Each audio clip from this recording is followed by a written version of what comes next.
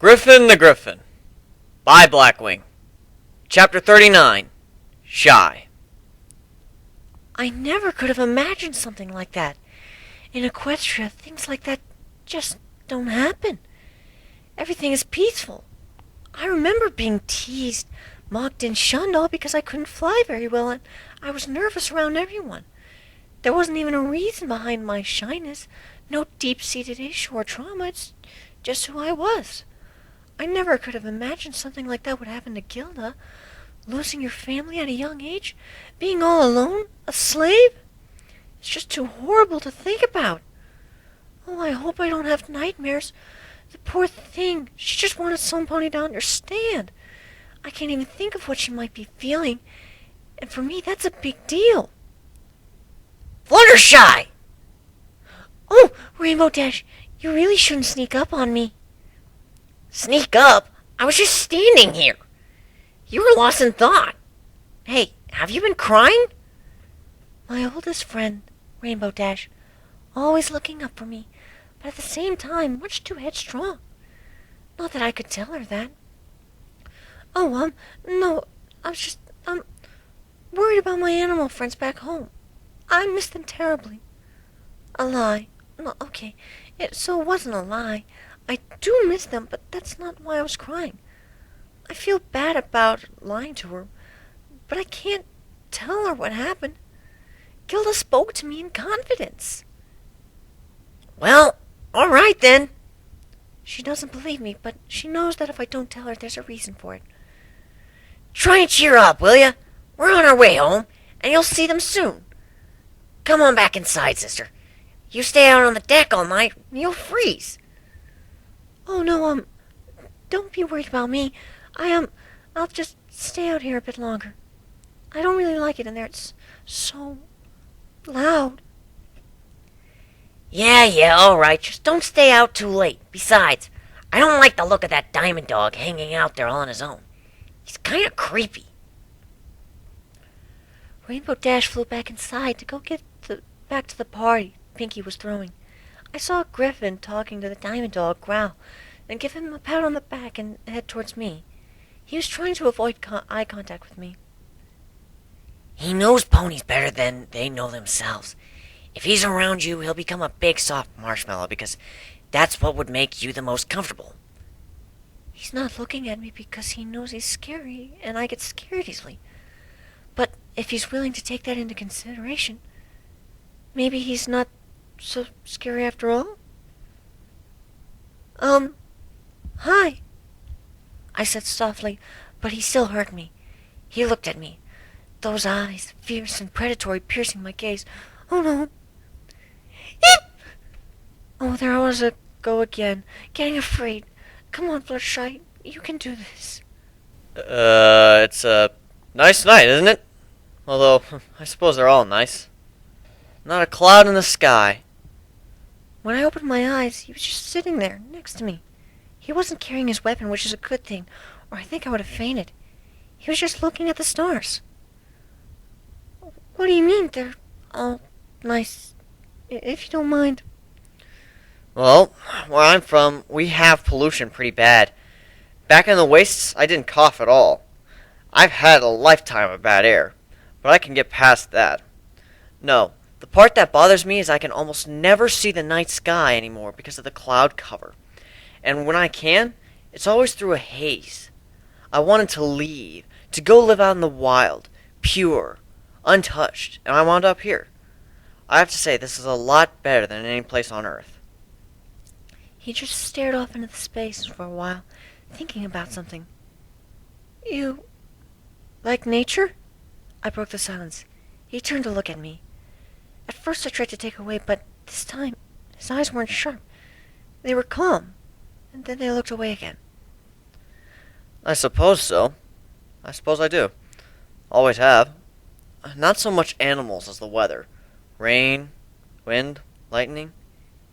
You like lightning and thunder? But it's so loud and scary. That's kind of odd coming from a Pegasus. Go ahead, laugh. I'm not gonna laugh. He He lay down on the deck. Why? Because I have been laughed at far too much to do it to someone else. I know how much it hurts. The sting of their words, being mocked for no reason other than being who you are. Back home, I was a nerd, a geek, an egghead, loser, whatever. But you're so strong. You fought dragons and you saved us. I suppose I did, but that was after I got here. Here I have a reason and the ability. Back home, forgive the example, it would be like if every day Prince Blueblood treated Rarity like trash. She tried to run and she tried to hide, but every day he found her. And when she finally fought back, the princess stood in, and even though she had seen what he had done to her, she punished her for the one time she stood up for herself. Now, that's not true, and neither of them would ever do that, but in my world, that's just how it works. I had no choice, because the ones who were hurting me knew they would get away with it, because if I tried anything, I'd be the one punished. He explained.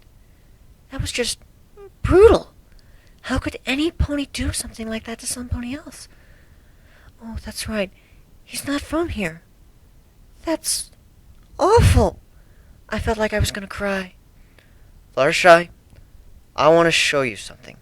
You have to promise not to scream and not to cry. Is that all right? No, I don't think I could. I think I know what you want to show me. You want to show me what you really look like, so I can see the scars? So weak, I can't even bring myself to look at his wounds. That's all right. I won't show you then, but yes, that's what it is. I hate my old body. It's nothing more than a reminder of how weak I was, how weak I am, and a memory of the past. Honestly, it would be best if I could just get rid of it entirely. I like being a griffin. I'm strong, fast, can fly. Honestly, I don't know how you do it. Not flying every second of every day? Flying is the best thing ever. But then again, we're two totally different people. He said with a sigh. He seemed sad. He's not some heartless, evil pirate captain. He's just a guy who's been treated wrong far too many times and has had enough of it. Do you want to talk about it? Your past? Trust me, you don't want to do that.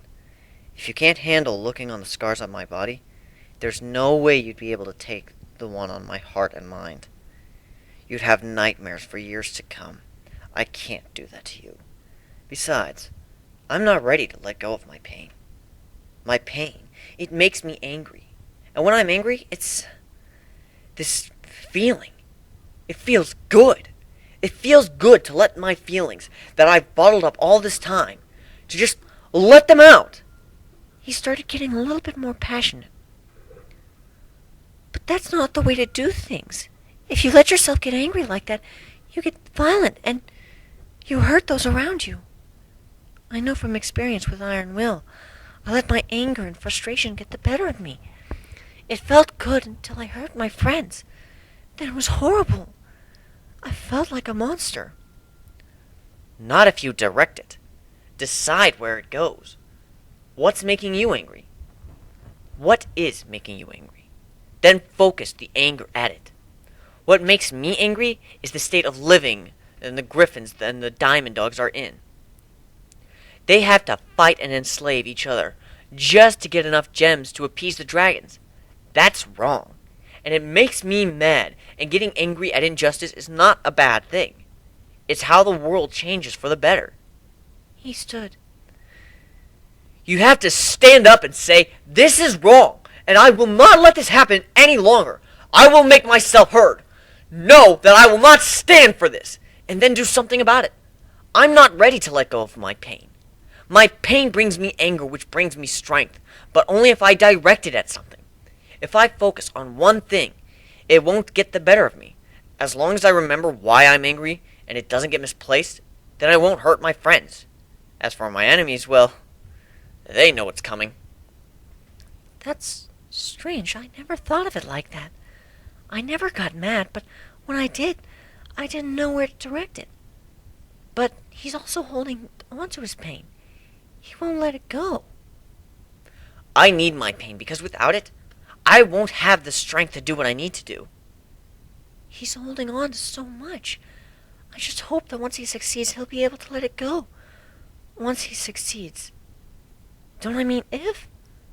No, I definitely mean when. Is this what Gilda meant? The way he talks, he makes it sound like anything is possible. Like all I have to do is follow him, and everything will fall into place. This is why he's the captain. He can make others believe in him. Well, I've had enough fresh air, and I've checked up on Growl. Not sure why, but he's kind of antisocial. I'm heading back in. I'm sorry for dumping all that on you, but thanks for listening anyway. And then Griffin went back inside. Growl. His name makes him sound harsh and scary, but he's standing there, looking at the moon. I should go and talk to him, maybe. No, definitely, I can do this. Just calm down, Fluttershy. Griffin was nice, and all I had to do was talk to him. All right, here I go.